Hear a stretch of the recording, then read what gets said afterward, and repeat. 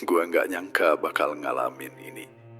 Malam itu, gua sama temen gua, Lina, nekat masuk ke rumah tua Belanda yang udah lama ditinggalin. Dari luar aja aura rumahnya bikin merinding. Apalagi pas kita masuk, suara-suara aneh, bau melati yang nggak jelas, dan bayangan putih yang muncul tiba-tiba. Nah, di video kali ini, gua bakal cerita pengalaman nyata kita sampai ketemu sama kuntilanak yang katanya menghuni rumah itu. Jadi, siap-siap ya. Hati-hati, jangan nonton sendirian, karena pengalaman ini bakal bikin bulu kuduk lo berdiri. Malam itu, ketika langkah kaki kami pertama kali menyentuh halaman rumah tua bergaya kolonial Belanda yang sudah lama kosong, hawa dingin menusuk langsung merambat ke tulang. Rumah itu berdiri angkuh dengan cat putih yang sebagian besar sudah terkelupas, jendela-jendela besar dengan kaca pecah yang seakan mengawasi siapapun yang datang, dan pagar besi berkarat yang mengeluarkan bunyi melengking setiap kali disentuh angin. Aku menoleh ke sahabatku, Lina, yang sejak tadi hanya diam memandangi bangunan itu. Dengan suara lirih, ia bertanya, "Kamu yakin kita harus masuk? Dari luar saja auranya udah aneh banget." Aku mencoba menenangkan diri, meski bulu kuduk sudah meremang sejak pertama kali menatap pintu kayu raksasa di depan kami. Kita cuma mau lihat-lihat sebentar, nggak lebih. Lagi pula, orang-orang bilang cerita yang beredar itu cuma mitos, jawabku. Meski dalam hati aku sendiri tidak begitu yakin. Lina menggigit bibirnya, lalu menghela napas panjang. "Kalau ada apa-apa, jangan tinggalin aku sendirian ya." Aku mengangguk cepat, berusaha memberi kesan tegas, padahal di dadaku jantung berdetak terlalu keras. Begitu kami mendorong pintu itu, bunyinya berderit panjang, seperti suara jeritan yang tertahan selama puluhan tahun. Aroma lembab, bercampur bau kayu lapuk dan samar wangi melati, langsung menyergap. Aku spontan menutup hidung. "Kamu cium bau itu?" tanyaku. Lina menatapku dengan wajah pucat. "Iya, kayak wangi bunga, tapi kenapa rasanya sesak banget?" Kami melangkah pelan memasuki ruang tamu yang luas, dengan lantai kayu yang berderit setiap kali diinjak. Cahaya lampu senter kami menyingkap perabot tua berdebu, kursi rotan rusak, lemari kaca dengan pintu miring, dan sebuah cermin besar yang permukaannya penuh bercak hitam. Saat aku menyorotkan cahaya ke arah cermin itu, entah kenapa aku merasa ada sosok lain yang ikut berdiri di sampingku. Meski jelas-jelas di ruangan itu hanya ada aku dan Lina. Jangan sorot ke situ terlalu lama," bisik Lina cepat sambil menarik lenganku. Aku ngerasa kayak ada yang ngeliatin. Aku menelan ludah, mencoba tersenyum, tapi bibirku kaku. Mungkin cuma bayangan kita sendiri. Belum sempat aku menuntaskan kalimat itu, terdengar suara bisikan samar dari arah dinding. "Pergi sekarang." Suara itu pelan sekali, seolah keluar dari balik kayu yang lembab. Aku dan Lina langsung saling menatap dengan mata terbelalak. "Kamu dengar?" tanya Lina, nadanya gemetar. Aku tidak mampu menjawab. Di satu sisi, aku ingin menganggap itu hanya sugesti, tapi rasa dingin yang tiba-tiba mengelilingi tubuh membuatku sadar ada sesuatu yang tidak bisa dijelaskan dengan logika. "Mungkin itu cuma angin," kataku akhirnya, meski jelas-jelas aku sendiri tidak percaya. Lina menggeleng cepat, wajahnya memucat. "Bukan angin," suaranya jelas banget. "Aku nggak suka tempat ini." Dalam hati aku mulai bertanya-tanya, apakah kami memang seharusnya tidak melangkah lebih jauh ke dalam rumah itu? Begitu kami menjejakkan kaki lebih dalam ke ruang tengah, suasana seakan berubah drastis. Atap rumah tinggi menjulang, balok kayunya penuh sarang laba-laba, dan tirai tipis yang sobek bergoyang pelan terkena angin malam dari jendela yang retak. Lampu senter di tanganku bergetar karena genggamanku tak stabil, sementara Lina terus-menerus menempel di sisiku. "Kamu lihat bayangan itu di pojok ruangan?" Bisiknya terbata, matanya terpaku pada sudut gelap di sebelah lemari kayu besar. Aku mengarahkan cahaya ke arah yang ditunjuk, dan seketika napasku tercekat. Ada sosok putih berdiri kaku. Rambut panjang kusut menutupi wajah, gaun lusuhnya seakan berkibar meski udara di ruangan itu begitu pengap. Aku mencoba berani membuka mulut. Suaraku hampir tak terdengar. "Siapa kamu?" Sosok itu tidak bergerak, hanya diam. Tapi tiba-tiba salah satu tangannya terangkat perlahan. Jari-jari panjangnya menunjuk langsung ke arah kami. Lina menjerit pelan, menutup mulutnya dengan tangan agar suara tidak terlalu keras. Lalu, dari balik rambut hitam yang menutupi wajah, terdengar suara lirih, seperti bisikan angin. "Jangan tinggal di sini." Kata-kata itu menggema pelan namun jelas, seolah menembus telinga dan langsung menusuk ke kepala. Aku mundur satu langkah, sementara Lina sudah menggenggam lenganku erat sampai terasa sakit. "Kamu dengar? Dia ngomong sesuatu," teriaknya tertahan. Aku mengangguk cepat, wajahku semakin dingin. "Iya, aku dengar. Dia nyuruh kita pergi." Baru saja aku hendak menarik Lina keluar dari ruangan. Tiba-tiba, pintu belakang yang tadi setengah terbuka membanting dengan keras hingga seluruh dinding rumah bergetar. Suaranya menggema panjang, membuat debu beterbangan dari langit-langit. Lina menjerit histeris, sementara aku hampir menjatuhkan senter karena kaget. "Kita harus keluar sekarang," seruku keras, mencoba menutupi rasa panik dengan nada tegas. Kami berlari ke arah pintu depan, tapi langkah kami seolah terhambat. Lantai kayu berderit makin keras, seakan ada sesuatu yang menahan. Dari atas, terdengar bunyi langkah kaki berat yang berjalan cepat. Padahal, kami yakin rumah ini sudah lama kosong. "Ada orang di atas!" Lina bersuara serak, napasnya terengah. Aku mendongak, namun yang kulihat hanyalah bayangan hitam melintas cepat di tepi balkon, lantai 2. "Itu bukan orang," sahutku spontan. Darahku serasa membeku. Suara tawa kecil tiba-tiba terdengar dari arah tangga. Tawa yang lirih tapi penuh tekanan, seperti seseorang yang sengaja menahan perasaan sakit lalu mengubahnya jadi ejekan.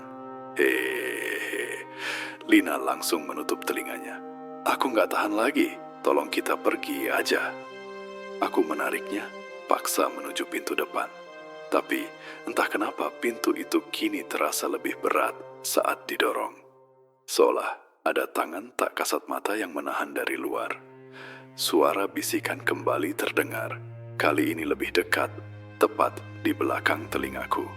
"Kalian tidak boleh pergi." Aku membeku di tempat, bulu kudukku berdiri semua, sementara Lina menangis ketakutan. Dengan napas terengah, aku akhirnya berhasil menarik pintu sedikit terbuka, lalu menyeret Lina keluar ke lorong panjang yang menghubungkan ruang tengah dengan tangga menuju lantai atas. Lorong itu gelap gulita, hanya diterangi cahaya senter yang mulai meredup. Kayu dindingnya lembab, cat terkelupas, dan di beberapa titik terlihat bercak hitam seperti bekas terbakar. Lina merapat padaku sambil terus menoleh ke belakang, takut sosok tadi mengikuti. "Kamu dengar nggak? Ada suara kayak seretan," bisiknya dengan wajah pucat. Aku menghentikan langkah, mencoba mendengarkan lebih jelas. Benar saja, dari ujung lorong terdengar suara serk, serk. Seolah kain panjang diseret di lantai kayu. Suaranya makin lama makin dekat. "Jangan bilang itu," gumamku lirih, mencoba menelan rasa takut. Lina mencengkram lenganku lebih kuat. "Aku nggak mau lihat, jangan nyorot ke sana." Aku tetap mengangkat senter, meski tangan gemetaran. dan cahaya itu menangkap sesuatu. Sosok putih samar berdiri di ujung lorong. Gaunnya panjang menyentuh lantai. Rambut hitam kusut menutupi wajah. Kali ini tubuhnya tampak melayang sedikit, tidak menapak. Lina langsung berbisik panik. "Ya Tuhan, dia mendekat!" Sosok itu bergerak maju. Gaunnya menyeret lantai menimbulkan bunyi khas. Aku mundur sambil tetap menyorotkan senter.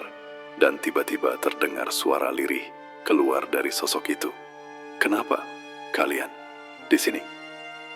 Suaranya serak, namun terdengar jelas, seakan tepat di telinga. Aku mencoba mengendalikan diri, meski jantung serasa ingin melompat keluar.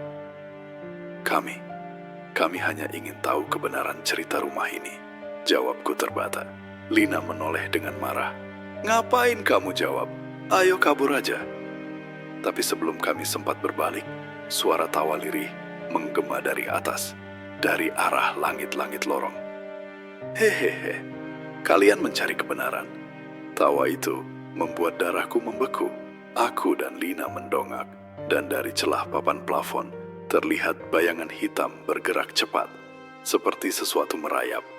Suara kayu berderit mengiringi. "Astaga, dia ada di atas juga!" Lina hampir berteriak histeris. Aku menarik tangannya, berlari secepat mungkin ke arah tangga. Tapi di setiap langkah, suara seretan gaun itu mengikuti di belakang, makin cepat, makin dekat. Tangga kayu berderit keras saat kami pijak, hampir patah. Aku berusaha fokus naik, meski pandanganku kabur oleh keringat dingin. Sampai di tengah tangga, aku menoleh ke bawah, dan hampir kehilangan akal sehat. Sosok putih itu kini sudah berada tepat di bawah tangga, menengadah dengan rambut yang mulai terbuka, memperlihatkan wajah pucat penuh darah di bagian mulut. "Lari, cepat!" teriakku sekuat tenaga. Lina menangis keras. "Aku nggak mau mati di sini." Kami memaksa diri menaiki sisa anak tangga, sementara tawa lirih itu makin keras, bercampur dengan suara tangisan pilu. Suara-suara itu menggema dalam lorong sempit, membuat otak kami kacau. Sampai di lantai atas, kami membanting tubuh ke arah pintu kamar pertama yang kami temui dan langsung menutupnya rapat, berusaha mencari nafas sambil menahan pintu dengan badan. Dari luar terdengar langkah pelan, lalu suara perempuan berbisik di telinga kami meski tak ada celah. "Kalian milikku sekarang." Di dalam kamar tua di lantai atas itu, kami berdiri dengan napas terengah. Punggung menahan pintu agar tidak didobrak sesuatu yang tak terlihat. Cahaya senterku sudah semakin redup, hanya menyisakan lingkar cahaya kecil yang menyoroti debu beterbangan.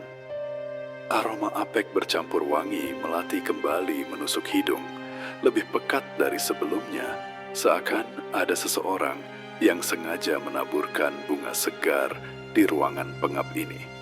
Lina menutup hidung dengan tangannya sambil berbisik. "Aku nggak kuat lagi. Aku nggak bisa napas." Aku mencoba menenangkan, meski suaraku sendiri bergetar. "Tenang, kita harus bertahan sebentar sampai suasana reda. Jangan panik."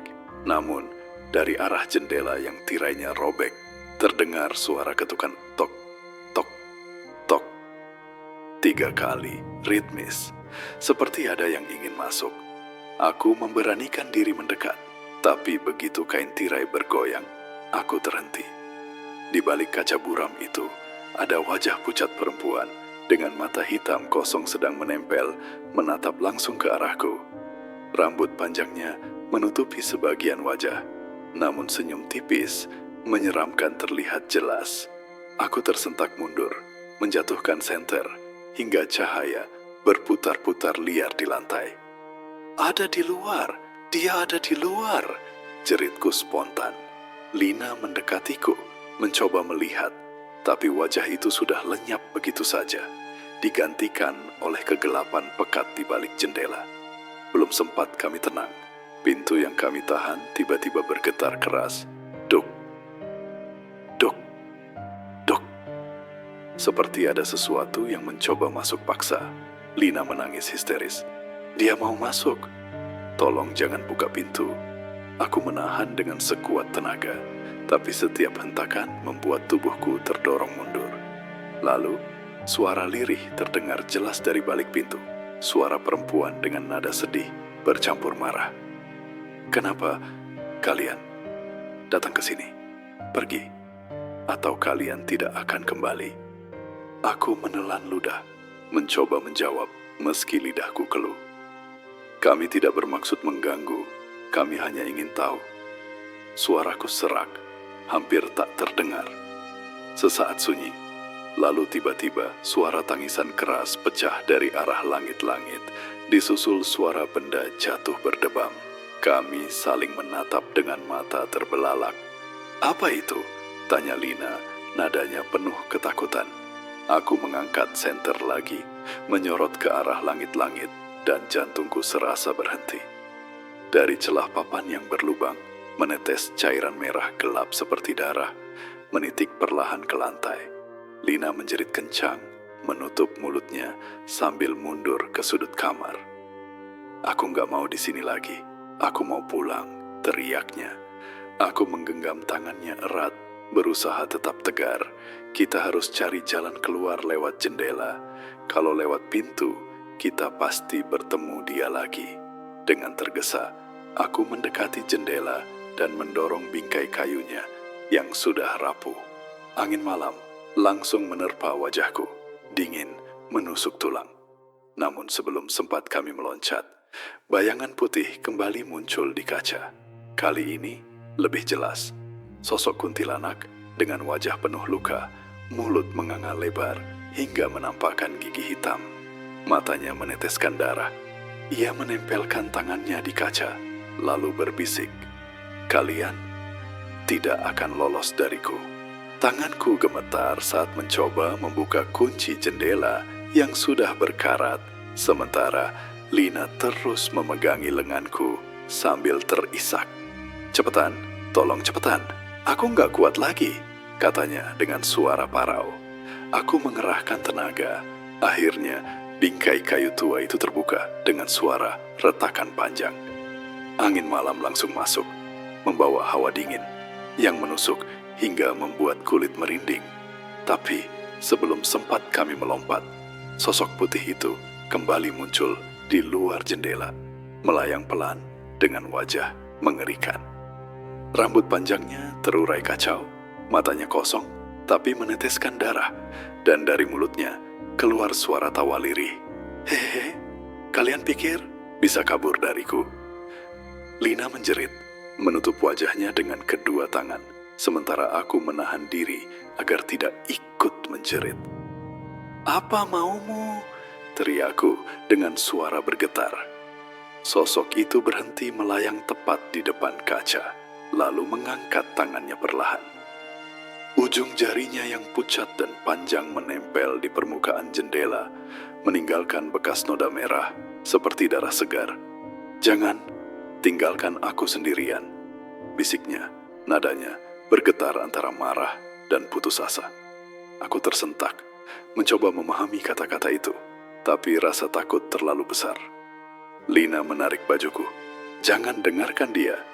Kita harus keluar sekarang juga." Aku mengangguk, lalu dengan nekat menendang bingkai jendela hingga kaca pecah berhamburan. Suaranya memekakkan telinga, dan serpihan kaca terhempas ke lantai. Segera aku mendorong Lina keluar terlebih dulu. Dia mendarat di tanah dengan terhuyung, lalu berteriak dari bawah, "Ayo, cepat ikut aku."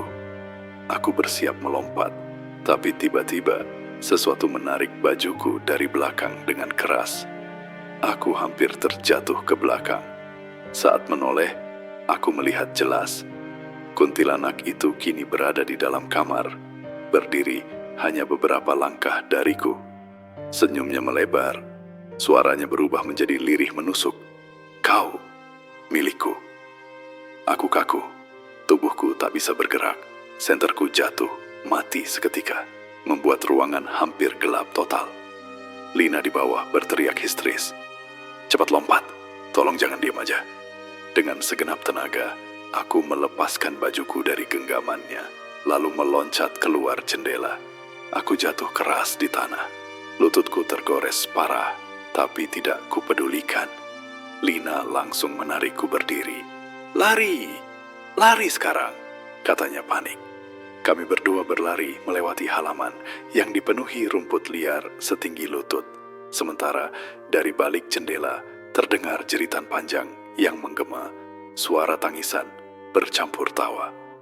"Kalian nggak akan selamat." Suara itu menusuk malam, membuat udara semakin dingin. Saat berlari melewati meja taman tua di halaman belakang, aku melihat sesuatu yang membuatku hampir tersandung. Piring-piring antik dan gelas tua yang ada di atas meja itu bergerak sendiri, bergetar, lalu terlempar jatuh ke tanah satu persatu. Seakan ada yang marah karena kami mencoba kabur. Lina menjerit lagi. Astaga, semuanya bergerak sendiri. Aku menarik tangannya lebih kencang. Jangan lihat ke belakang. Terus lari. Tapi meski kami sudah berlari sejauh mungkin, aku masih bisa mendengar suara langkah menyeret gaun panjang dan tawa lirih yang terus mengikuti. Tak mau berhenti, kami terus berlari melewati halaman rumah tua itu. Napas kami terengah-engah dan jantung berdetak kencang seolah ingin meledak dari dada. Tanah lembab dan rumput liar yang tinggi membuat langkah kami tersendat. Tapi ketakutan mendorong kami tetap melaju. Dari arah jendela kamar atas, terdengar suara tawa lirih bercampur tangisan. Terdengar semakin jelas dan menusuk telinga. "Kalian tidak bisa lari. Kalian milikku." Aku menoleh sebentar dan melihat sosok putih itu melayang di udara. Rambut panjangnya berkibar menutupi wajahnya. Matanya kosong, tapi seolah menembus ke dalam jiwa kami. Lina menggenggam lenganku erat sambil menjerit. "Astaga, dia bisa terbang. Tolong, jangan biarkan dia menyentuh kita." Aku mencoba menenangkan diri sambil berlari. "Tenang, jangan panik. Kita harus fokus ke pagar samping." Tapi ketika kami mendekati pagar, sesuatu yang aneh terjadi. Semua gerbang dan pagar besi di sekitar halaman seolah hidup sendiri. Ranting-ranting pohon yang menjulur ke halaman bergerak seperti tangan, menahan kami, dan suara bisikan lembut bercampur suara tangisan terdengar dari segala arah. Aku menoleh ke arah Lina, wajahnya pucat pasi. "Apa ini nyata?" bisiknya hampir tak terdengar. Aku menelan ludah dan menjawab lirih. "Sepertinya iya, tapi kita harus keluar sekarang." Kami memaksakan diri melompat melewati pagar yang rendah. Tanah di sisi luar halaman terasa keras, tapi lebih aman daripada berada di dekat rumah itu. Begitu kaki kami mendarat, suara itu seketika berhenti, digantikan oleh kesunyian yang mencekam. Namun, hanya beberapa detik kemudian, terdengar suara bisik lembut dari arah rumah. "Jangan tinggalkan aku. Jangan pergi." Aku menoleh, dan sosok putih itu berdiri di ambang jendela kamar. Tatapannya menusuk, seakan menahan kami dari pergi. Lina menjerit. "Aku nggak peduli siapa dia. Kita harus lari." Aku menggenggam tangannya lebih erat, dan kami berlari menembus gelapnya malam. Jalan setapak menuju jalan utama kota tua. Angin malam menerpa wajah, tapi bau melati yang sama dari rumah itu masih terasa samar, menempel di udara seperti jejak roh yang mengikuti kami. Di kejauhan, lampu jalan tampak samar, memberi sedikit harapan. Tapi sesekali aku masih bisa mendengar tawa lirih itu, meski semakin jauh, terdengar bergema di kepala kami. Lina menunduk, menutup telinga. "Aku nggak sanggup lagi. Aku nggak sanggup." Aku menepuk bahunya, berusaha menenangkan. "Kita hampir aman. Tetap maju. Jangan berhenti." Sesaat kami berhenti di pinggir jalan utama untuk menenangkan napas, dan terlihat bayangan putih itu di atas pagar rumah, menatap kami diam. Rambut panjangnya menutupi wajah. Mulut terbuka seakan ingin berkata sesuatu, tapi hanya diam. Aku dan Lina saling menatap, sadar bahwa meski kami berhasil keluar, pengalaman itu akan selalu menghantui. Kita harus cari cara untuk tenangkan dia, atau setidaknya mengerti siapa dia. Ucapku lirih. Lina mengangguk. Matanya basah karena menangis, tapi ada rasa lega karena setidaknya kami selamat dari kejaran langsung. Namun, rasa takut masih menempel, seolah rumah tua itu dan roh di dalamnya sudah melekat di ingatan kami selamanya. Setelah berhasil menjauh dari rumah tua itu, aku dan Lina duduk di trotoar jalan utama, masih terengah-engah dan gemetar. Angin malam yang awalnya menusuk kini terasa sedikit lebih hangat, tapi aroma melati yang samar dari rumah itu masih melekat di udara, membuat bulu kuduk berdiri. Lina menunduk, wajahnya pucat pasi. Aku nggak percaya kita masih hidup, tapi aku rasa itu bukan sekadar kuntilanak biasa. Aku mengangguk, berusaha menenangkan diri sambil menepuk bahunya. Iya, aku juga merasakan hal sama. Tapi kita harus cari tahu siapa dia sebenarnya. Kenapa rumah itu dihuni roh seperti itu? Lina menarik napas dalam, mencoba mengatur detak jantungnya. Maksudmu, kita harus telusuri sejarah rumah ini? Aku mengangguk sambil mengeluarkan ponsel untuk mulai mencari arsip kota tua. Malam itu, kami duduk di bangku taman tua, menatap layar ponsel, membaca catatan lama dan berita yang bisa ditemukan secara daring. Dari beberapa artikel, aku menemukan bahwa rumah itu dulunya milik seorang perempuan Belanda bernama Helena van der Meer yang meninggal secara tragis sekitar 70 tahun lalu. Konon, jasadnya tidak pernah ditemukan dan beberapa saksi menyebut mendengar tangisan malam dari rumah itu disertai bau melati yang khas. Lina menatapku, matanya berkaca-kaca. Jadi itu roh Helena yang kita lihat. Aku mengangguk pelan. Sepertinya mungkin dia berubah menjadi kuntilanak karena kematiannya yang tragis dan tak ada pemakaman resmi, atau arwahnya terperangkap di rumah itu. Lina menutup mulutnya dengan tangan. Nadanya bergetar. Aku masih bisa dengar tawa dan bisikannya di kepala. Aku takut kita bakal dibuntuti terus. Aku menghela napas panjang, mencoba menenangkan diri. Kita harus dokumentasikan semua yang terjadi. Kalau orang lain bisa tahu, mungkin mereka bisa membantu roh itu tenang. Dan setidaknya kita bisa menjelaskan kenapa rumah itu menakutkan. Kami kemudian menelusuri arsip digital dan menemukan beberapa dokumen lama berupa surat kabar kolonial dan foto hitam putih Helena. Foto itu memperlihatkan seorang perempuan muda Belanda dengan wajah pucat dan mata sedih. Lina menelan ludah. Aku nggak nyangka wajahnya sama persis dengan yang kita lihat malam itu, tapi lebih hidup di fotonya. Aku mengangguk. Iya, Helena mungkin belum tenang. Mungkin dia menunggu seseorang yang bisa mengerti penderitaannya. Sambil membaca lebih jauh, aku menemukan catatan tangan kecil di salah satu arsip. Jangan ganggu aku lagi. Aku ingin damai. Suara itu serasa menempel di telinga kami, seolah Helena masih berbicara dari masa lalu.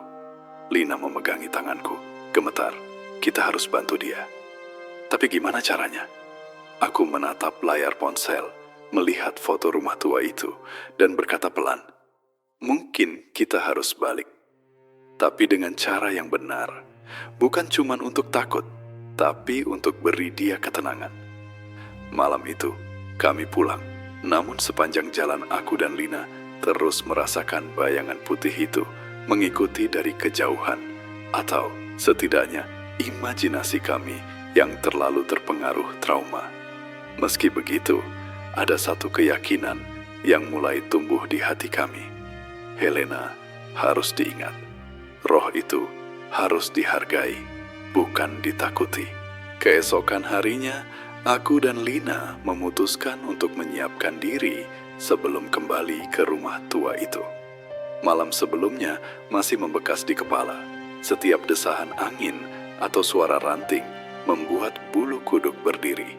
Lina duduk di kursi kayu tua di ruang tamu kosnya. Wajahnya masih pucat, matanya merah karena menangis. Aku masih bisa dengar tawa itu dan bisikan, "Jangan tinggalkan aku. Aku nggak sanggup kalau kita balik ke sana," katanya lirih, tangannya menutup wajah. Aku mencoba menenangkan. Kita harus balik, Lina. Tapi kali ini bukan cuma untuk takut atau penasaran. Kita harus siap dan kita punya bukti sejarah. Ini tentang Helena. Roh itu, dia harus didengar dan dihormati.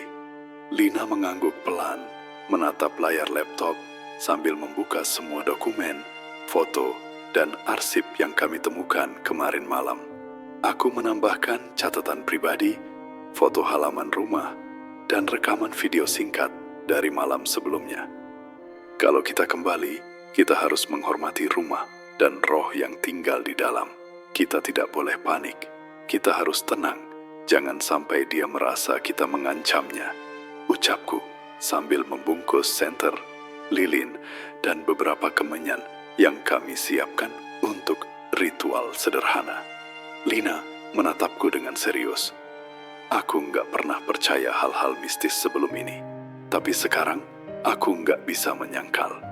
Kalau kita bisa bantu Helena menemukan ketenangan, aku mau coba. Aku tersenyum tipis, merasa lega karena setidaknya dia mau ikut. Malam itu, kami tidur lebih awal, tapi aku sulit menutup mata. Setiap kali aku memejamkan mata, bayangan rambut panjang putih itu muncul, dan suara lirihnya bergema. Kalian kembali. Aku menunggu. Aku mencoba mengatur napas, menenangkan pikiran, berulang kali mengingat bahwa kami bukan musuhnya. Lina bangun lebih awal, wajahnya tampak lelah, tapi tegas. "Aku siap," katanya sambil menyiapkan tas kecil berisi catatan dan peralatan sederhana. Aku memeriksa semua perlengkapan, memastikan ada lilin, kemenyan, senter, serta rekaman arsip yang kami kumpulkan. Kita akan mendokumentasikan dan menghormati. Bukan untuk takut, kataku. Saat kami berjalan menuju rumah tua itu, jalanan masih sunyi, hanya terdengar suara angin malam dan langkah kaki kami. Sesampainya di gerbang, rumah tua itu tampak lebih menyeramkan di siang hari daripada malam kemarin. Cat yang terkelupas, jendela pecah, dan pintu kayu yang retak membuat rumah seakan hidup. Lina menggenggam tanganku erat. Aku takut, tapi aku nggak boleh mundur.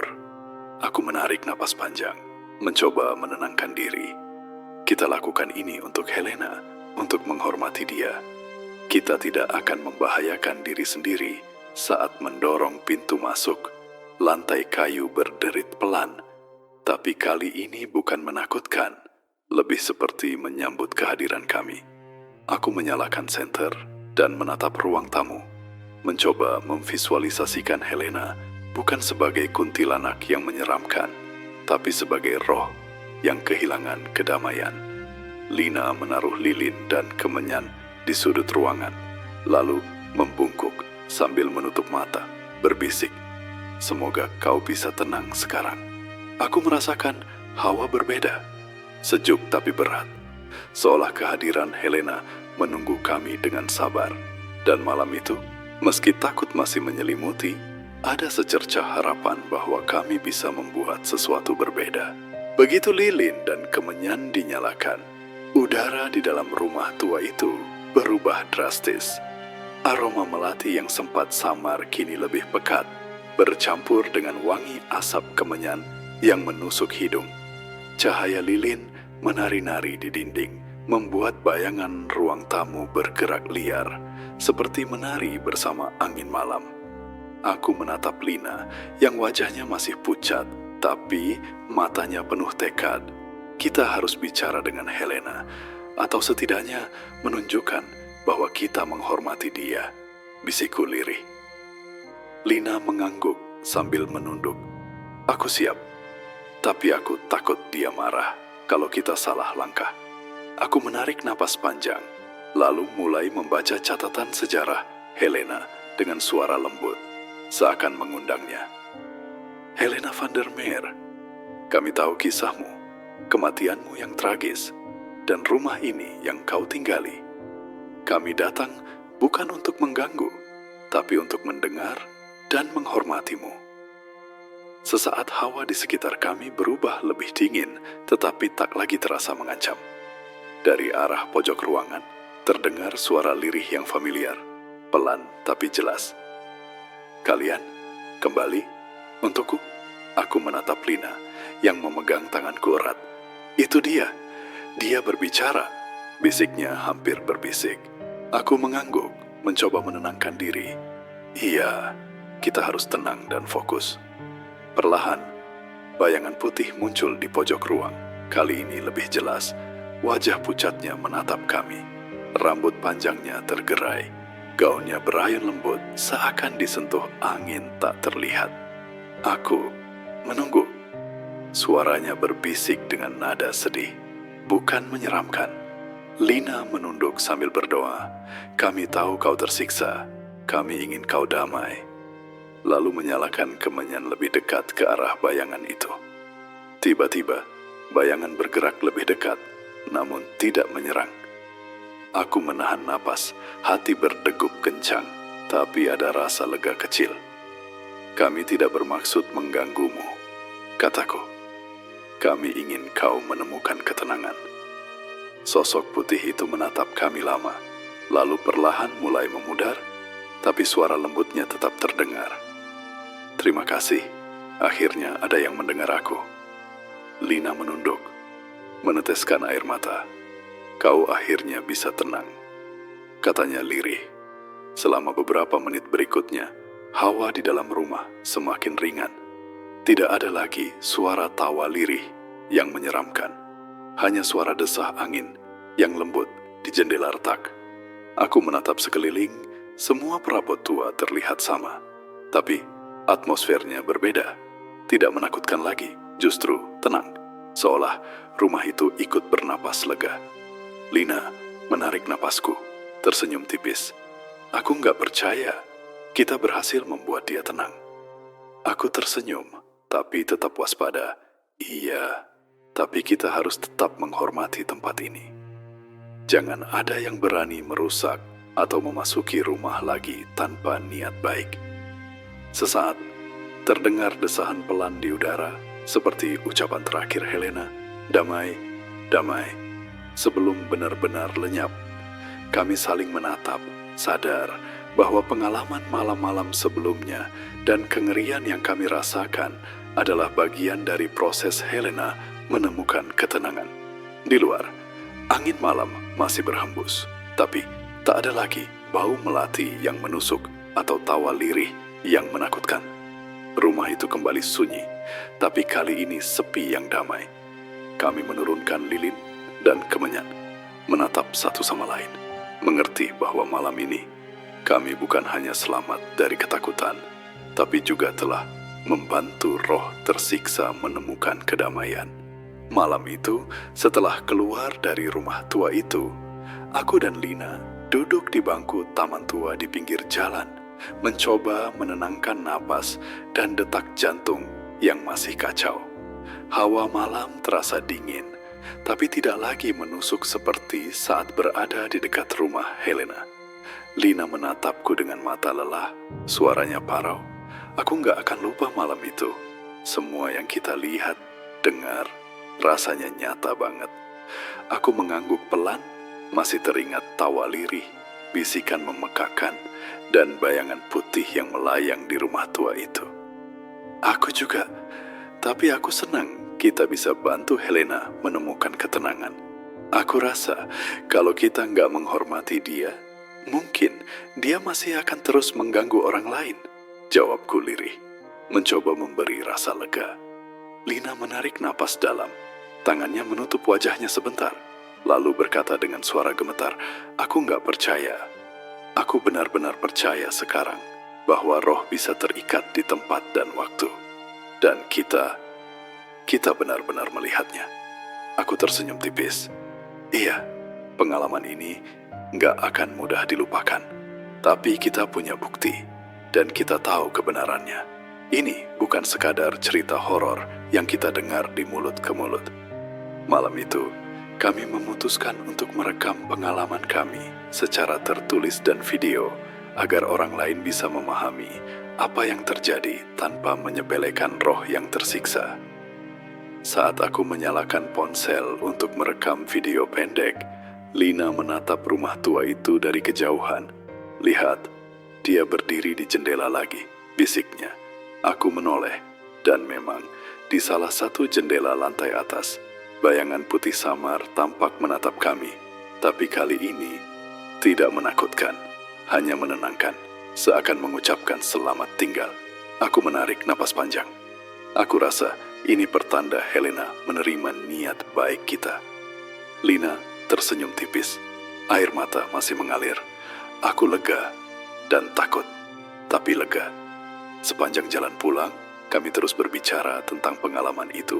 Bagaimana setiap langkah di dalam rumah, suara, dan aroma melati membekas di kepala kami. Aku berusaha menenangkan Lina.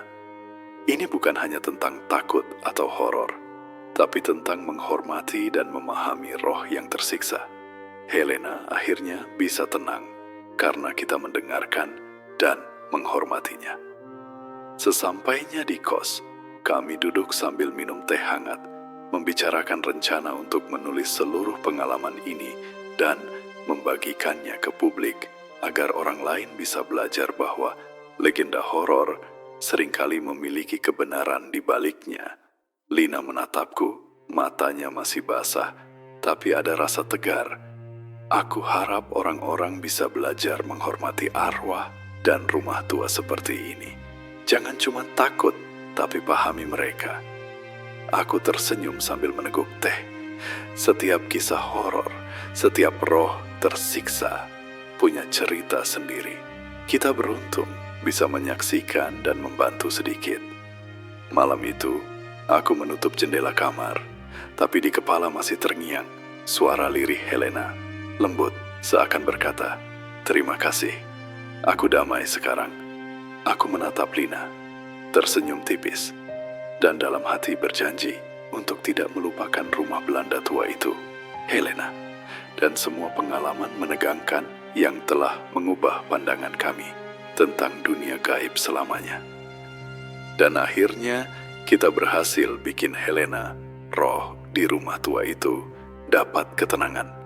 Tapi jujur, pengalaman itu gak bakal gue lupain seumur hidup. Suara tawa lirih, bisikan pelan, dan bayangan putihnya masih nempel di kepala gue. Jadi buat kalian yang nonton video ini, jangan cuman anggap cerita horor itu mitos ya. Kadang kenyataannya bisa lebih serem dari yang lo bayangin. Kalau lo punya pengalaman horor juga, tulis di kolom komentar. Gue pengen baca cerita lo. Jangan lupa like, subscribe, dan nyalain notifikasi biar nggak ketinggalan cerita horor nyata berikutnya. Dan hati-hati kalau lagi nonton sendiri, ya.